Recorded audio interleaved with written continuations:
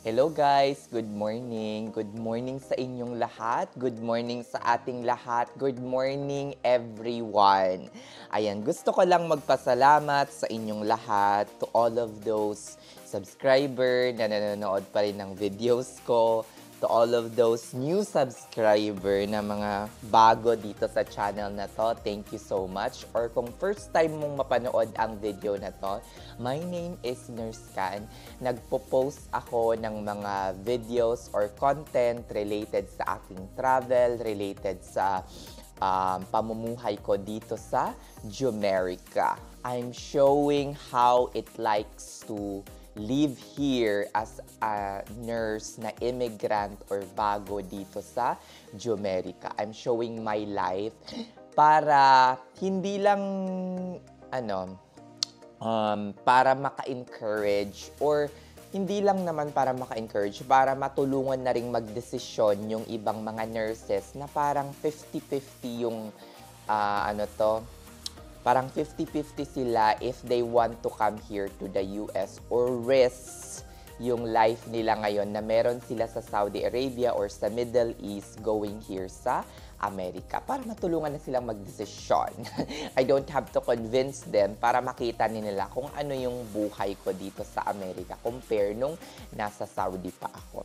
Ayan, thank you so much. Ayan, meron pang nag-comment dito. Naloka ako, sabi, Nurse Can, good day, #1 fan mo. Misis ko at laging nakasubaybay sa mga vlog ko. Thank you so much po.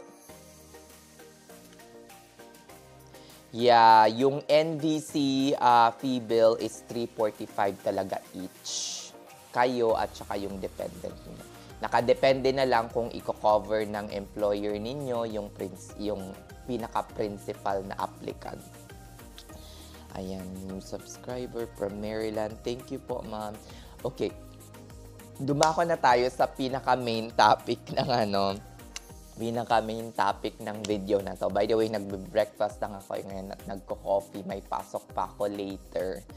Ayan, kumakain lang ako dito mga beshi. Yun, dumako na tayo sa pinaka-main topic ng video na to, which is paano nga ba maiiwasan ang bedside nursing burnout? Kasi grabe, as in, this is for real mga beshi. On the first 2 to 3 months ninyo dito sa Jumerica, ang mararamdaman nyo ay saya, excitement na finally nakamtan nyo na ang inyong American dream. Nakamtan nyo na ang pinakapangarap ninyo, isa kayong green card holder, which is napakalaking bagay mga beshi, as into the highest level. Ang daming mga immigrant dito na they are on a working visa and kayo, very lucky kayo kasi you are a green card holder or immigrant. In the next 3 to 5 years, you will be a citizen na. O diba, bongacious. So yun, gusto kong magbigay ng tips based sa mga ginagawa ko kung paano ninyo maiiwasan ang nursing burnout. Pinaka number 1 na ma-recommend ko, pinaka number 1 talaga is that take a good rest. Sleep at least minimum 6 to 7 hours. Yung 6 hours nga parang kulang pa eh. At least 7 hours per day. Kasi kapag kulang kayo sa tulog mga beshi, bago kayo pumasok, as in, mararamdaman nyo talaga yung pagkabagot, parang tinatamad kayo magtrabaho, and kapag wala kayong energy, mas-stress talaga kayo sa work. Isa sa mga rason, kasi AM man ako dati, morning shift, 7 AM to 7 PM. Isa sa mga rason kung bakit nagpalipat ako ng 12 PM to 12 AM kahit sa totoo lang mga beshi, as an emergency department nurse, napaka-toxic napaka-toxic ng ano na to, ng time slot na to kasi darating kang busy, magi-end up. Hindi ka naman magi-end up na parang super busy because sometimes they will start to close your assignment right after 9 p.m. Pero not all the time, 9 p.m. So, pero from 12 hanggang mga 9:30 or 10 p.m., napaka-toxic ng duty nyo. Tapos, from 9 p.m. pataas, kung meron kayong admission or admitted na mga pasyente na kailangang iakyat, wala nang transporter, kayo yung mag-aakyat. Pagbalik mo, magki-clean up ka pa ng room mo, ng mess mo. Because your room will not anymore be used. It will be closed down for the rest of the night. And it will be open again the next day, 12 noon. So, napaka-busy ng time slot ko. So, bakit ko siya napiling 12 p.m. to 12 a.m.? Kasi nakakatulog ako mga 1:30 na.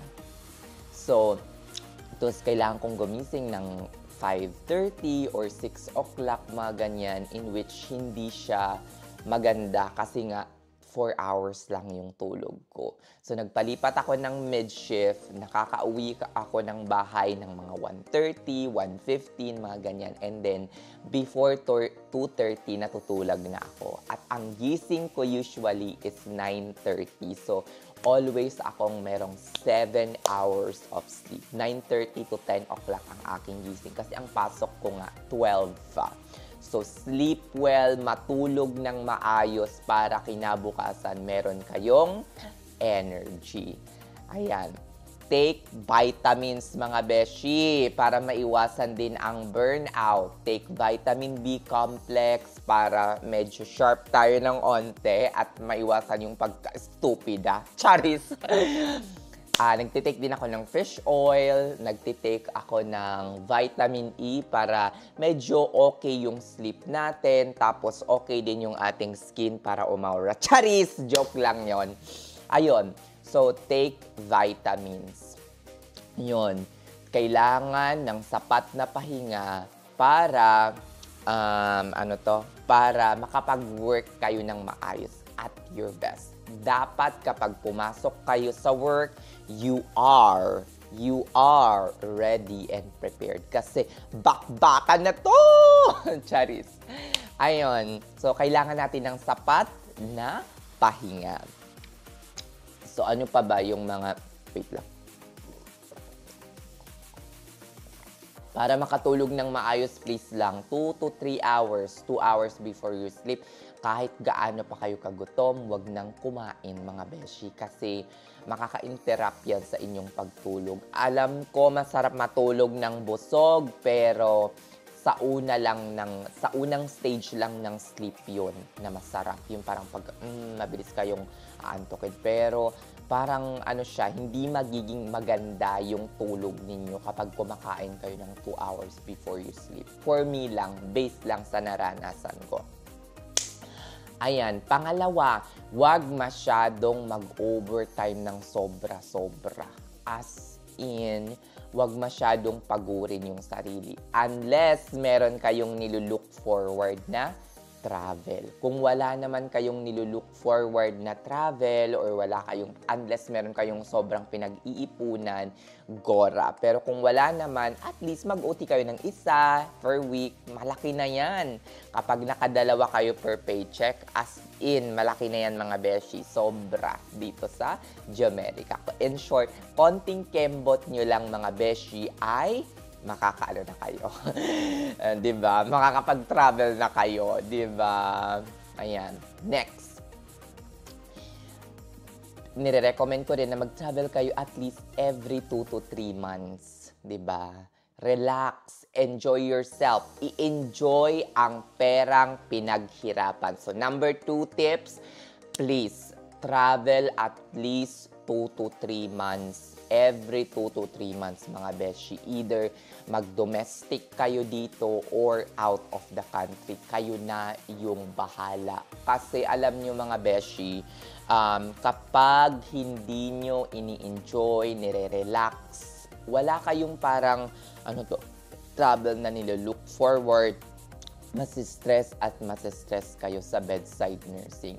Dapat ma-feel nyo rin yung perang pinaghirapan ninyo, di ba? Paano kayo mag-work hard for your future? Paano ninyo iti-take care yung ipon or yung future ninyo kung kayo mismo, you don't take care of yourself. Kailangan nyo munang mahalin, alagaan, always, ang pinaka-main point ng mga tips na to or ng video na to is alagaan ang sarili ninyo in a way na alagaan ninyo yung katawan ninyo. Don't eat ng yung mga unhealthy foods. Don't eat ng mga food na mas lalong makakasama sa inyo. Huwag na lang kayong kumain. Charis, joke lang. O diba? Alagaan ang sarili by ways of traveling, by ways of spending money na pinaghirapan ninyo para sa sarili ninyo. Huwag always isipin ang ipon. Isipin din ang ipon pero at the same time, i-balance ninyo mga beshi. Kasi if you will not take care of yourself today, who will benefit? Who will benefit ng mga perang pinaghirapan ninyo na nasa bangko ngayon if ever magkakasakit kayo in the end? O, diba? So, always take care of yourself. Take a vacation at least 2 to 3 months. O, diba? Bongga. Pangatlong tips, mga beshi, please. Ito, nakaka-stress ito ng bonggang-bongga. Pag nandito na kayo sa Amerika, ang tips na to hindi lang ito para sa bedside, pati sa personal. Okay, make sure mga beshi, ang sinasuggest ko is pagkarating nyo dito sa Amerika, planuhin nyo na ng maayos yung bills ninyo. Okay? Kung ang expected salary ninyo mga beshi, okay, wag nyong isali muna yung OT ninyo. Kung ang expected salary ninyo mga beshi ay kunyari 2,400 or 2,500 per paycheck, tapos nakaka 5,000 kayo per more than siguro mga 5,200 kayo per paycheck per month, please make your bills below 50% below that amount. Kunyari, 5,000, dapat less than 2,500 lahat na ng bills ninyo. Anong sinasabi kong mga bills? Especially sa mga single, okay? Hindi ko naman to sinasuggest for 4 to 6 months kasi syempre, mas malaki yung gastos ng mga merong 4 or 5 or family of 5, mga ganyan. So, for single, please make sure na less than 50% ng sahod ninyo yung bills ninyo. Ano ba yung sinasabi kong less than 50% ng mga bills? Kasama na doon ang renta sa bahay, kasama na doon yung grocery ninyo, personal expenses ninyo. Hindi kasama yung travel, personal expenses ninyo sa mga deodorant, ganyan, personal hygiene. Kasama na lahat. Car insurance, mortgage ng insurance, lahat na. Dapat less than 50%. Kasi anong mangyayari kapag ang binabayaran yung bills ay nasa 70 to 80% na ng sahod ninyo? You will feel what? Demotivated. You will feel burned out. Parang nabuburyo or nasa-stress kayo everyday. Kasi ano yung mafe-feel nyo mga beshi? Mafe-feel nyo na parang, ay, hindi sulit mag-Amerika. Kasi nagtatrabaho lang ako para sa mga bills ko dito. At karamihan ng mga American dito ay nagtatrabaho lang para sa mga bills nyo dito. Kayang-kaya nyong beshi. Kayang-kaya. Itagan nyo ito sa bato. Kayang-kaya nyong i-lower down yung bills nyo for less than 50%. Basta marunong kayong mag-budget. Basta marunong kayo kumuha ng bahay na naayon lang sa inyo. Hindi ko sinasabing huwag kayong kumuha ng maayos na bahay, kumuha kayo ng bulok na bahay, or kumuha kayo ng bahay na medyo hindi angkop sa inyong pangangailangan. Pero believe me or not, makakahanap din kayo ng desenting bahay na hindi masyadong mahal. 'Di ba? Yung sakto lang. Nandito tayo sa Amerika para kumita ng pera, hindi lang para magtrabaho ng bills. And siguro naman karamihan sa ating lahat na nandito sa Amerika na nag-work ngayon ang goal is para makaipon at hindi naman ipinanganak na prinsesa, reyna, prinsipe sa Pinas, 'di ba? So hindi naman siguro bongga talaga or mansion yung bahay natin sa Pinas. So for sure, makakahanap kayo ng bahay dito na angkop lang sa inyong pangangailangan. 'Di ba? Nakaka-stress ng bonggang-bongga kapag 70 to 80% ng bills ng sahod ninyo is napupunta lang sa bills ninyo. So please mga beshi, okay? Planuhin ng maayos. Ang pinakaunang tip ko is mag-budget lang. Kunyari 5,000 yung expected salary ninyo per month, net na yon. So, ang dapat below 2,500. So, i-budget nyo lang. So, ang budget ko sa sa apartment dapat 1,000 lang, hindi ihigit. So, dapat maghanap ako ng apartment na safe naman, na okay naman, na pasok dito sa range ng budget ko. Don't over budget or don't go beyond your budget. Live below your means but within your needs. Below your means but within your needs. O, diba? Bonggacious! Ayan. Pangatlo, pang-apat, para hindi kayo ma-stress sa bedside or personal life, please, eto talaga mga beshi, wag nang pumatol, wag maiinggit, wag sa mga kasama ninyo. Okay? First and foremost, wag nang pumatol sa mga pasyente, mga beshi. Wag nang patulan, deadma. Always, mga beshi. Ito kinakausap ko kayo ng puso sa puso. Okay? Nandito tayo para kumita ng pera. Nakaka-stress talaga ang bedside. Mas nakaka-stress pag papatulan nyo yung pasyente nyo. Always smile, be humble, be grateful. Kasi hindi lahat ng mga nurses na nasa Pinas, nasa Qatar, nasa Saudi, nasa Abu Dhabi, nasa Dubai ay nabibigyan ng magandang pagkakataon kung ano man yung meron tayo, mga beshi. Hindi lahat. Hindi lahat ay pinapalad na makapasa ng NCLEX, mga beshi. Alam nyo mga beshi, hindi naman lahat ng pumasa ng NCLEX ay sobrang talino. May mga kilala ako na aaminin ko, ako mismo hindi ako matalino mga beshi. Sinipag ko lang talaga ang NCLEX kaya ako pumasa. Thank you so much. Thank you. Alhamdulillah. Thank you. 'Di ba? Hindi ako sobrang talinong tao. May mga kilala akong yung dati na nagpi-PM sa akin na parang yung sa old NCLEX na nurse kan, sana pumasa na kayo ng NCLEX ngayon. Nurse kan, bumagsak ako ng NCLEX. Nurse kan, bumagsak ako ng ganito. Karamihan sa kanila ay matalino mga beshi. As in, sobrang talino. While hindi lang talaga na-guidean ng maayos sa pagtitake ng NCLEX or kung ano yung imamaster about sa NCLEX. Diba? So, hindi lahat ng tao ay nabibigyan ng pagkakataon na makarating dito ng Amerika. Yung mga iba nga NCLEX passer, hindi pumapasa ng English exam. O, diba? So, be grateful na nandito kayo. Huwag nang patulan yung mga pasyente. Kung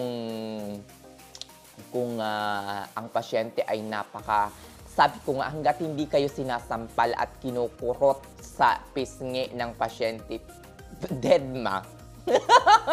Deadma die. Deadma. Kung sobra na tumawag ng police, deadma kills. Kasi mas lalo nyo nang patpatulan, mas lalo lang kayong may stress. Ako, experience ko niyan mga beshi. Pumapatol talaga ako ng sobra-sobra. Pero ngayon, iniiwasan ko ng pumatol kasi ayoko nang ma-stress ng sobra-sobra.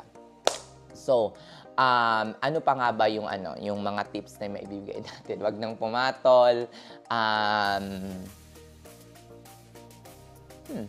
Parang wala na. Yun lang yung mga ginagawa ko para hindi ako nasa-stress, guys, ng bonggang-bongga. Magbakasyon, matulog ng sapat, take vitamins, wag nang pumatol. Kung nakaka-stress yung nurse manager ninyo, dead man yun na, focus kayo sa trabaho.